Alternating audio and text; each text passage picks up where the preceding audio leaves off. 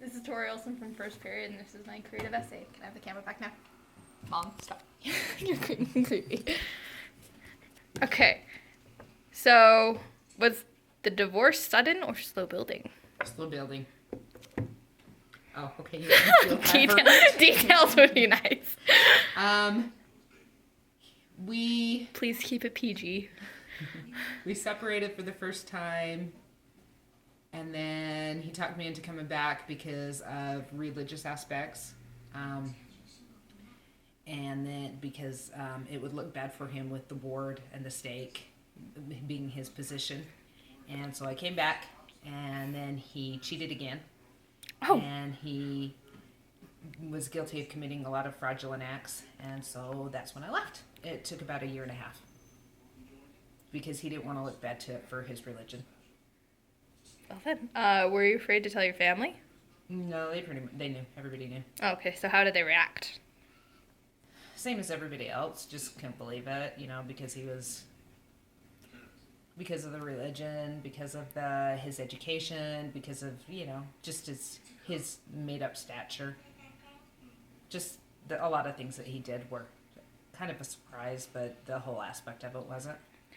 Like, how did they react to the divorce, though? Oh, Like, they specifically. They were glad. They were glad that you and I got out. How did the custody battle go?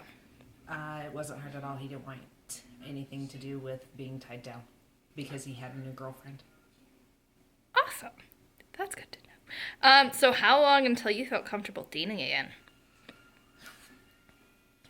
You were 18 months when we left, and I really didn't start dating again until you were, so about 1.5 years.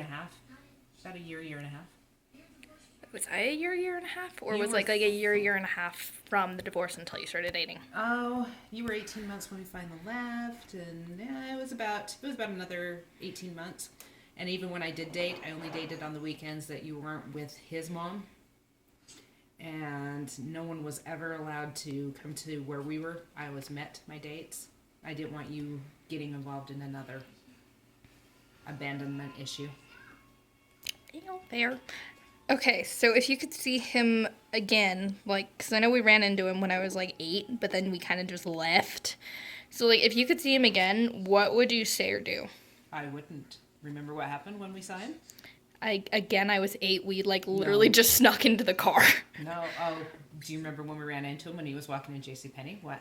He didn't recognize you or me, but I pushed you directly behind me. Oh, I just remember when we were at the restaurant up in Southtown. No, I get really defensive about you around him. Well, what would you do if I wasn't around and you saw him again? I probably can't say on camera. Keeping it PG. But he wouldn't have any kids. He wouldn't have any more kids. Okay. Okay, so final question, because I think, yeah. Okay, so if you could go back and change anything, would you? Yeah. What would you? That's what. Well, I was talking to about with your grandma, your dad's mom, Chris's mom. Oh, Becky. Okay. Yeah, when I was talking about it with Becky, she said, I said, well, if I had to do it all again, I guess I would, because that's how I got Tori. And she said, no, you'd still have Tori. She'd just look different. Meaning I'd look like Dad instead of him. Okay. Yeah, so I would never get sucked into this. You have to be married. You have to be a good girl. Follow the state's. I kind of felt like I had to get married because I was 22, and in this state, that's considered a spinster, and with the whole religion thing. And I would not do that again. I would continue on with school and become my own person. All right.